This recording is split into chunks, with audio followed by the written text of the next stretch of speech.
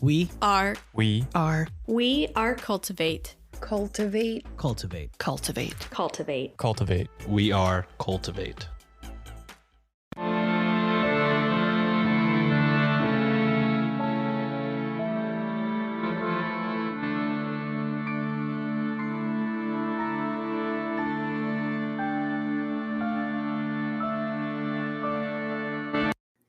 Hello and welcome to Ye Olde Crime, where we discuss the funny, strange, and obscure crimes of yesteryear.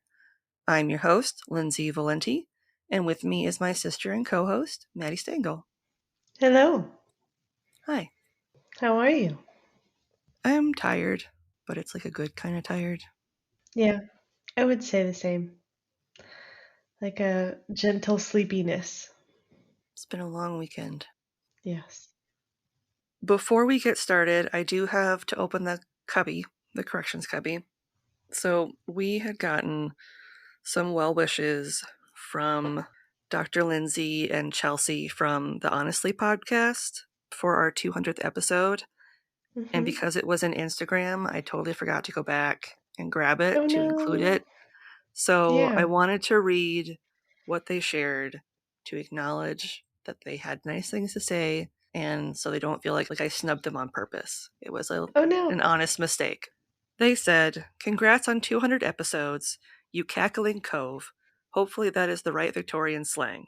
We love your show. Can't wait for the next 200 episodes." Oh, nice. Thank you so much. So thank you. That was very kind. And again, I am so sorry for forgetting to include it in the episode. It was an honest oversight. It was not done purposely. I told Maddie before we started, but this is going to be a little bit of a shorter episode. I originally was going to include this in our 200th episode, but then I realized it was way more involved than I thought. So, which is always kind of exciting, because then you're like, oh. So I swapped out something else in the schedule to make this one fit. Okay. So today, the last episode in May, we are going to be discussing Lizzie Bourne. Okay. And information was pulled from the following sources: a 2023 New Hampshire Magazine article by Marianne O'Connor, a 1988 Bidford, Maine Journal Tribune article, Atlas Obscura, 2 Find a Grave listings, and Meander, Maine article. And links to all of these articles will be included in the show notes. Looking for more content? You can find us online at yeoldecrimepodcast.com. If you'd like to see pictures from this week's episode, not to mention bonus content and funny memes, make sure to follow us on Twitter at yeoldecrimepod and on Facebook and Instagram at yeoldecrimepodcast. On TikTok? Of course you are. Follow us at yeoldecrimepodcast. Elizabeth Lizzie Green Bourne was born on June 20th, 1832, to parents Judge Edward Emerson Bourne and Mary Hubbard Gilpatrick in Kennebunk, Maine. I hope I said that right. I did look up how to pronounce it. If it's wrong, I blame Google. Mary had 3 other children: Julia, born in 1825, Edward Jr., born in 1831, and Mary O., born in 1842, who passed away a year later. Oh. Lizzie's father was a well-known judge and historian. Her sister Julia passed away in 1851 at the age of 26, and her mother Mary passed away soon after in 1852. In 1853, her father went on to remarry a woman named Susan Hatch Lord. These are like really robust names. Very regal. Like not just the 3 names, but like meaty 3 names. Yeah, like with some oomph to them. Kelly Kilpatrick, yeah. Yeah. Lizzie was born into a wealthy and well-known shipbuilding family and grew up in the Bourne Mansion, which was a massive home that had been built in 1812, which her father had inherited from his aunt. Okay. So it's like, I think, 2nd generation at that point. She was born in 1832. So yeah, it would have been like 2nd generation owning this home. The family shipyard, located at the landing on the banks of the Kennebunk River, was run by Lizzie's uncle George, who joined her father as partner in 1820. George and his family lived in their own over-the-top mansion known as the Wedding Cake House. That's a really cute name for a house. It is. And I didn't look up a picture of it. I probably should have, because I'm curious to know if the house looks like a wedding cake. So now I'm going to Google that. Yeah, like if it's kind of tiered like a buttercream, or is it more of a fondant? Ooh, it is very pretty. It does look kind of like a wedding cake. It's yellow with Oh like yeah, white, yeah, yeah. very pretty. Oh, Okay. it's cute. It's like a dollhouse. It's just like a little dollhouse. We will include pictures on social, but it's super cute. Yeah, it just reminds me of this is what a small Victorian girl thinks of when she thinks of a fancy house, and Yep, they for her just brought it dolls. to life. Yeah. Yep. Oh my God, even the barn. Like this is incredible. I want to get Mm-hmm. married here. Yeah, this place is cool. Apparently, you can rent it on Airbnb. Oh wow. It's got 5 bedrooms, 6 beds, and 5.5 baths. Can accommodate up to 10 guests for only $688 a night, with a I cleaning would do fee that. of pretty much the same price, and an Airbnb service fee of pretty much the same price. Yeah, it's like So you're going to be spending a lot of money to stay here, but it's gorgeous. So, yeah. So if you have highfalutin money, do it. or if you want to pool your finances with 9 of your closest friends, there you go. Okay, so fast forward to September 14th, 1855. At this point, Lizzie is now 23 years old, a local Mhm. debutante, and engaged to Robert Watterson Lord, who was 5 years her senior and a member of Kennebunk's wealthy elite. Nice. So she immediately catches the eye of like one of the most eligible bachelors. Yes. And I think, if I remember right, it's something like he is related to her stepmom, but Okay. I can't remember if he was like a nephew or I can't remember what the connection was, but he was related in some capacity to her stepmother. Okay. So not quite kissing cousins, but like Close. close enough where it's like, it'd be weird if it was like her younger brother or something, but like Mhm. it wasn't her younger brother. So anyway, on that fateful day, Lizzie had taken the morning train from Saco, Maine with her Uncle George, Aunt Jane, and her 25-year-old cousin Lucy to visit Mount Washington in New Hampshire. Okay. The group arrived in the early afternoon at Glen House, which is a hotel located at the mountain's base. Lizzie, who was an outdoor enthusiast, had begged her father to allow her to tag along on the trip despite her heart condition. Oh no. It's unclear if it had been diagnosed or not. I Mhm. remember reading that her mother had a heart condition and Okay. that contributed to her passing away. So maybe they, if they didn't know, they just kind of hoped she didn't have the same.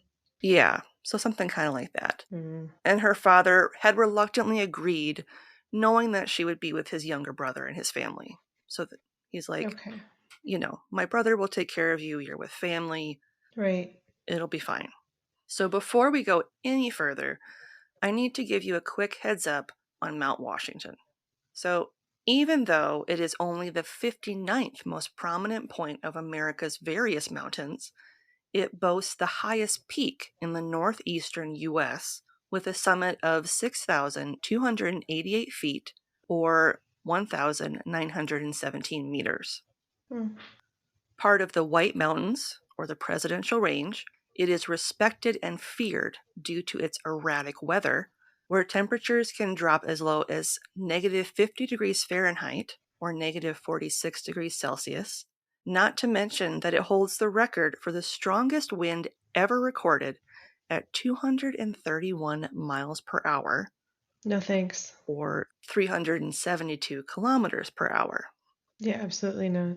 It was funny when they were talking about the temperature. It's like, yeah, it gets cold like that here too. Yeah. In fact, hikers will frequently climb Mount Washington to train themselves for other mountains, such as Everest and K2. Yeah, that makes sense. It's accessible enough and they're able to like get down safely. So they're able to Mhm. kind of, what is it? exposure therapy, essentially. Yeah. Expose their body to the elements gradually. Well, and just to see if they can make it. Because if they can make Yeah. that, Then odds are they can make the others. yeah, her odds are more Higher. likely. Yeah. The group intended to hike up the mountain the following morning, but Lizzie convinced her uncle and cousin to leave right away to hike up the 8-mile carriage trail. Mm. The trail was under construction, but the group planned to follow the well-marked bridle path, which is a path designated for horseback riding, Okay. once the road came to a stop. So it was my understanding that this road that was being constructed was being built kind of over the bridle path. So it Okay. was kind of following the same. Almost formalizing it. Yeah.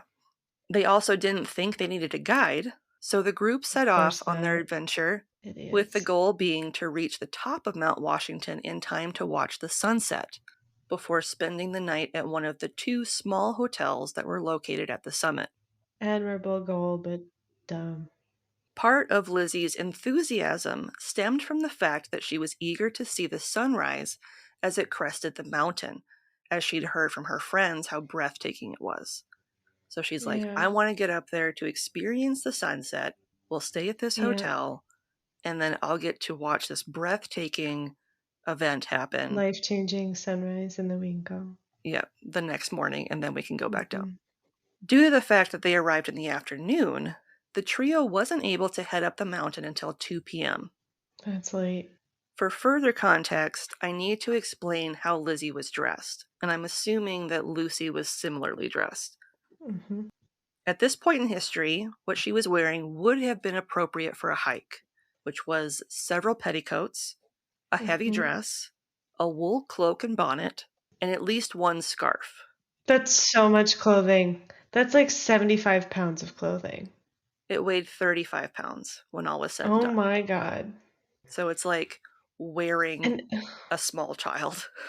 right, and if you think too, depending on weights at the time, it doesn't really matter. Like 35 pounds of extra anything on you at any given time is uncomfortable. Well, and especially if you're going to be hiking. Like, I imagine, Hmm. Like she's not in the military. This isn't like a bulletproof vest that she's training with, going on a hike. yeah, I thought it was excessive. But, that was what they would have worn back then. They didn't Hmm. have our modern technology where you can wear warm clothing for much, much less bulk and weight. Hmm. So, as the group left their hotel, with no supplies like water, they encountered Mr. Myers, who was the supervisor for the construction team further up the mountain. And he decided to Mm. join them and accompanied them the first 2.5 miles before leaving them to kind of get back to his work. The trio arrived at the halfway house at 4 p.m., where they had a short rest as Lizzie was tiring. A group of construction workers who were also at the halfway house chatted with the group, saying that there was word a storm was brewing at the top of the mountain, and they advised the group to turn around and attempt the climb the next day. Okay. Even after hearing this, the girls somehow convinced George to continue. No. One of those, Daddy, God please, damn come it. on, type of things. Oh God. What an The road idiot. construction stopped at the halfway house, so the group decided to walk the remaining 4 miles on the rough bridle path. Around an Mm. hour later, at 5 p.m., others on the mountain who had encountered the group recalled that they all seemed fine. Mm-hmm. Of course they did. That's famous last words. They seemed fine. Yeah, they all looked great. Wearing, a toddler's amount of clothes. It was fine. Yep. It's fine. And so it was at this point the lush tree coverage gave way to barren rock. So there's no shelter from the elements. Oh, now it's too hot. It's too everything. Night began to fall, along with the temperatures, and a fog rolled in before they'd even reached the summit. No. Oh, that'd be scary. Yeah, especially if you have no idea where you're going. Or any supplies. There's like, they didn't take anything, No, really. just the clothes on their backs. That's so dumb. At this point, Lizzie was exhausted, cold, and the weather conditions made it impossible to see where they were. Yep. Lizzie struggled to go on, even with George and Lucy's aid. As they climbed what they believed to be the last steep slope before the summit, the trio was horrified to discover that there was still more mountain ahead of them. Yeah. I bet that was pretty scary and sobering. Yeah, where you're like, we finally made it, and then it's like, oh shit, there's Hmm. still. So much more. George later recalled, quote, "To our sorrow, another mountain stood before us, whose summit was far above the clouds," end quote. Mm. It was clear that they could go no further, not with how Lizzie was struggling. So George began to gather rocks to build a crude stone wall around the girls to protect them from the elements. So I'm imagining it was very windy, and he was like, I'm going to make this wind block, and hopefully that will help. Yeah. Just doing whatever he can. The girls huddled together, desperate to keep each other warm, as George continued to work through the storm. Mm. Because at this point, it had started to rain. Okay. As the rain continued, he developed a routine: gather rocks, add to the wall, thrash his arms about to generate warmth, and check on the Mm. girls. And he repeated this routine several times. And when 10 p.m. rolled around, George reached out once more to check on the girls, only to discover when he grabbed Lizzie's hand that it was cold and lifeless. Yeah. Heartbroken, George held Lizzie's lifeless body throughout the night, consumed with guilt. Mm. Yeah. I don't know how you couldn't. Like, regardless, I know he was just being a dad wanting to make her happy, but that when they hesitated, you just think about that moment over and over again forever. Yeah. When day finally broke, he and his daughter were able to see the peak of Mount Washington and the Summit House Hotel, which had only been a couple hundred yards away from where they had hunkered down for the night during the storm. That's devastating. So the pair headed to the inn where they woke up the keepers. 4 people headed down to carry Lizzie's body up to the hotel. At the same time, a young boy had been sent down the mountain to spread the word about what had happened. And while the boy ran to raise the alarm, the group at the hotel spent 4 hours using, quote, hot rocks and hot baths, end quote, to try and revive Lizzie. But she had been gone for way too long. Yeah. Once the boy reached the construction site on the mountain, he ran into Joseph Hall, one of the construction supervisors, and he told him about the accident. After sending the boy back on his way, Joseph instructed his workers to build a shallow wooden pine box to bring Lizzie down the mountain. Mm-hmm. He and one of his workers then took the makeshift coffin to the hotel, where Lizzie was placed inside. Using leather straps and a pole, the pair carefully made their way down the mountain at noon, along with George and Lucy, reaching Glen House after a 3-hour-long trip from the summit. Ugh. 3 hours. God, that would be awful. 3 hours to walk and think about everything. Yep. No. Ugh. It was there that they met up with Jane, who was understandably inconsolable. Mm-hmm. The family, along with Lizzie's casket, took the next available train to Portland, Maine. The group reached Kennebunk on September 15th, so the next day, Mm-hmm. and her funeral was held 4 days later on the 19th. That's really fast for the situation. Joseph, meanwhile, who had been at the construction site and who had told his workers to make the coffin, returned to the spot where Lizzie had died and built a tall pile of stones to mark it. And he topped the mound with a large stone of rose quartz. Oh, that's nice. Rumor has it that after spending a lifetime working and traversing the mountain, he never returned. Yeah. A man named Reverend Larned L. Eastman. Wow. What a name. I know, what a name. Noted the event of Lizzie's passing in his diary, as he had been staying at the Tip Top Hotel the night that she died. So there were 2 hotels up there. Okay. He wrote in part the following, quote, Mrs. Eastman and myself drove to the White Mountain House, left our team, and with guide rode on horseback to the top of Mount Washington, where we were to stop some days with old friend who kept the hotel on the summit. There came on a terrible storm, lasting 2 days and 3 nights. On that last awful night, the unfortunate Miss Lizzie Bourne of Kennebunk, Maine, perished but a short distance from the tip-top house, where we were comfortably sleeping. How painful the fact was to us, I can never describe.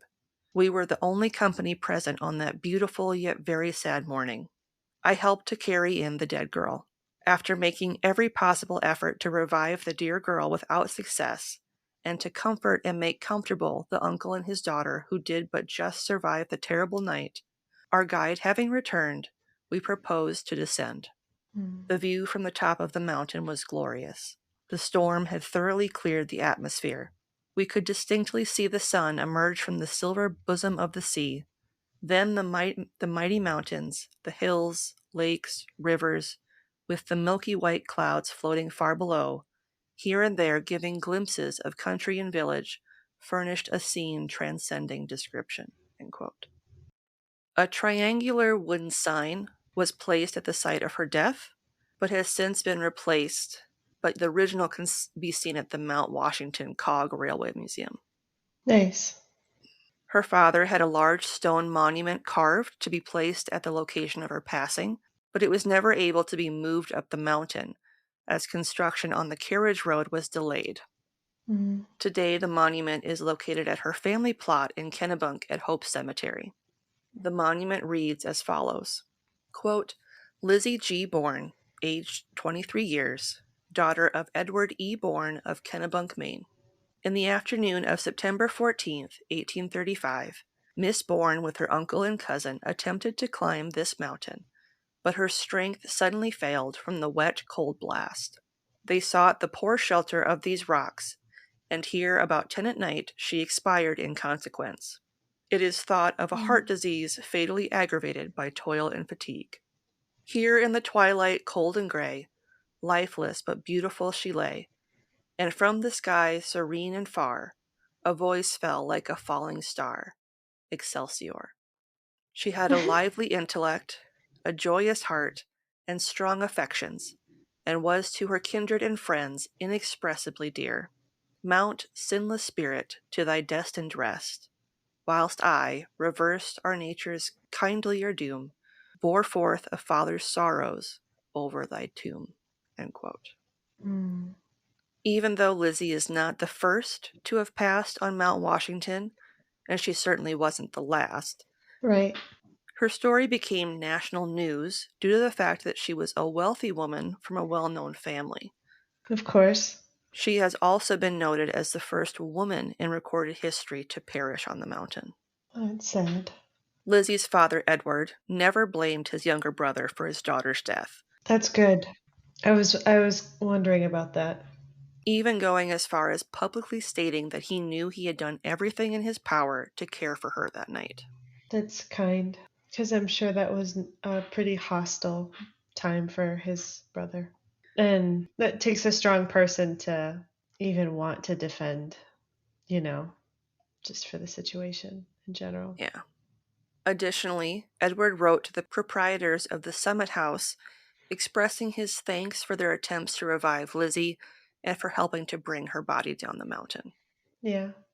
Between 1855 and 1858, Edward had at least 4 portraits painted of his daughter from daguerreotypes, 2 by C.O. Cole, 1 by George Henry Story, and the 4th was by Thomas Badger. 3 of the 4 remained in the Bourne family mansion until 1964, 109 years after her death. Wow. It's a long time. Her uncle George never recovered. He had been Yeah. weakened physically from the ordeal and racked with guilt for what had happened. He would contract typhoid fever months later, battling it the last 2 months of his life in his bed at Wedding Cake House. He passed away a little over a year after Lizzie on December 7th, 1856, at the age of 55. That's sad. Mount Washington has claimed over 160 souls since 1849, some causes including falls, hypothermia, and heart attacks. It's believed that Lizzie passed from a combination of the last two. At the Mm. time that she and her family made that fateful hike, it wouldn't have been uncommon for there to be snow and gale force winds. Yeah. There's a reason that it's been rated as one of the 10 most dangerous hikes, according to backpack.com. Yeah. According to a report by the Mount Washington Observatory in June of 1964, 49 deaths took place on the mountain between 1849 and 1964, with the majority of the casualties being between the ages of 20 and 25. That's surprisingly, I feel like there should have been more between that time period. I'm a little surprised. Pleasantly, Yeah. but there's not a lot of people over that span of time. And also, I was surprised by kind of how young these people were. Like Mm-hmm. we have this sort of assumption that younger people are healthier than older hikers, but Mm-hmm. that doesn't mean that some of the more elder hikers couldn't have, I mean, they could be more experienced. Yeah. How many of them were part of like the construction crew? It's hard to say, but yeah, Mm-hmm. you would assume, given the nature of the mountain and like all the things we're hearing about how dangerous it was, that there would be more during that time, Yeah. Yep. especially considering the bulk of that time, like climbing gear and all that kind of stuff, wasn't what it is today. Like if you Right. factor in Not like nearly as what they wore. sophisticated. Yeah. Mm-hmm. Like Lizzie, many died in the upper barren slopes, with 45 being men and 5 of them being women, of which Lizzie was one. Mm-hmm. Today, hikers are known to add rocks to the growing pile at her memorial mound. If you Mm-hmm. stop at the visitor center at the top of Mount Washington, you will see a display about Lizzie, which includes her portrait, a replica of the original wooden monument, as well as a list of all the people who have perished on the mountain.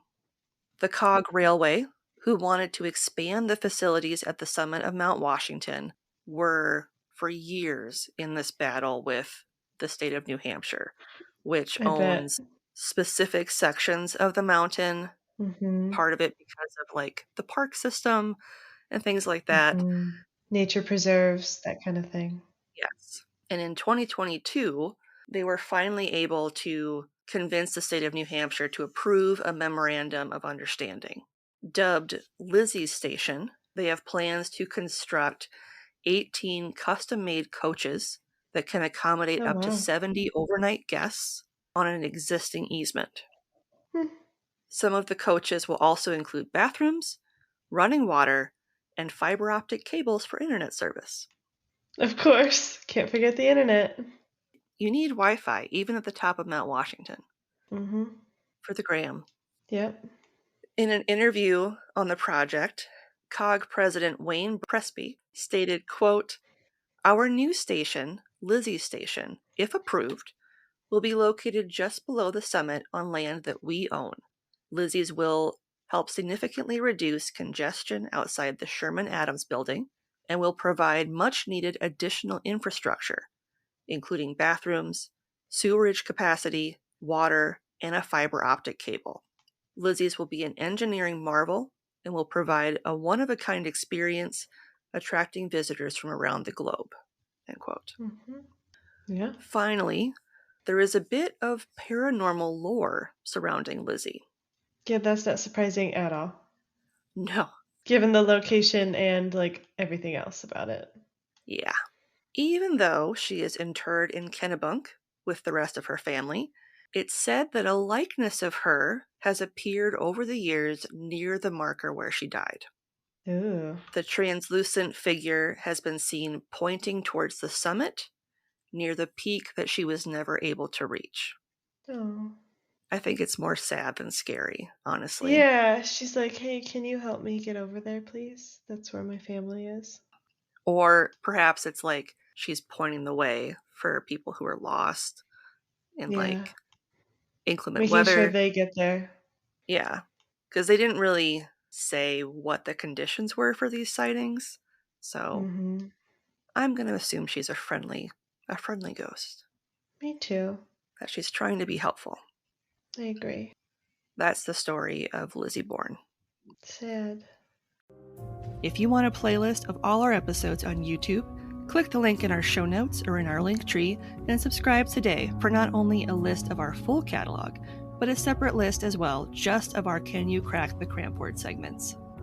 A Little Bit de Todo is a podcast about a little bit of everything for curious minds of all ages. I'm Christina, and you can tune in every weekday to learn about things like Cinco de Mayo, Chihuahuas, and volcanoes in Latin America. Episodes are bite-sized, 10 minutes long or less, and always Latin American related. Subscribe and follow A Little Bit de Todo podcast wherever you listen to podcasts. This week's podcast plug is A Little Bit de Todo, which is a podcast about a little bit of everything for curious minds of all ages. Every weekday, Nice. host Christina tells you about something Latino or Latin related, but in a bite-sized episode. Topics Nice. involve things like, what are we really celebrating on 5 de Mayo? Where did Lucha Libre come from? Who invented color and more? Listen on your way to school, drop off, pick up, during your work break, a short dog walk, or whatever. And we will have a Nice. link to their show in the show notes. And this week's listener question comes from Carrie Ann. Hi, Carrie. She wants to know, do you think you have any criminals in your family tree? Oh no, we 1,000% do. We have so many. I mean, like even the fact that we have royalty in our background, they're all criminals. They've all committed acts of treason to get on the right side of history. Yeah. That is faux show. Yeah, you agree? Given how far back our mom and dad have been able to trace, I mean, it's got to happen. At least a few times. Well, and even so, like having Robert the Bruce in our background, yeah, he was technically a criminal. You know, like I mean, all those major players in history were a criminal to somebody at some point. Yeah. Yeah, you know. What's something good you'd like to share? Oh my God. So this is super nerdy bake stuff, but I am trying to get more confident in my baking. And since I'm currently looking for a job and kind of in between some stuff, I have time. And so one of the things I really wanted to try to make was a laminated dough, which is what like croissants and stuff are made out of, the layers, the flaky layers. And I wanted to do a kouign-amann, which is essentially like a croissant muffin of sorts. It's like a croissant that's kind of in the shape of a muffin, and it has a little more butter and sugar, like seasoned sugar, so it kind of caramelizes as it bakes on the top and in the bottom. And I made a first batch yesterday and they were successful, and then I made a second batch today with a little more sugar and butter, and it's exactly how it was the first time I had one. Nice. And I almost cried. That's so cool. It was so cool. So I am just super proud because after I started making them, I started Googling like hints and stuff onto like how to make sure that the dough rises and all this stuff. Because like the dough itself, you're really aggressive with it. You don't really let it rise in the same way you would like bread or other yeasty doughs, yeast-based doughs. You kind of beat the crap out of the yeast and you let it rise in the last like 45 minutes before the bake. Like you really don't let it rise until the very end. You kind of choke it down by like keeping it in the freezer and in the fridge, which is kind of weird. But yeah, learning that and having something new under my belt, I really want to try some croissants and other laminated doughs in the future now. Nice. So yeah. What about you? What's something good? So we just experienced Memorial Day weekend. This was also the weekend of my podcation gathering with Alex from Weird Distractions. That's a cute name for it. Yeah, and Emily from Drink Drunk Dead and Pineapple Pizza. So this has become like a yearly thing where we try to get together and visit each other. So the first trip, we all went out to visit our friend Ashley from Studying Scarlet and Pineapple Pizza. And then last year we went to visit Emily, and then this year they came to me. So we went on a bunch of adventures, 2 of which were places that we have covered on the podcast. So one of those was the Hinckley Fire Museum. If you Yep. are unfamiliar, the Great Hinckley Fire of 1894, and that was all the way back in November of 2020. Wow. Episode 26. So it Crazy. has been a hot second. Yep. Maddie joined us for that, and we went on a tour of the museum. I bought some books because I'm a book hoarder and a nerd. So that was one place we visited. Another one that we visited that was covered on the show, which is a more recent episode, we visited the Wabasha Street Caves. Oh, yeah. And that was an episode that came out on Halloween last year. And that was a crossover episode with Alex.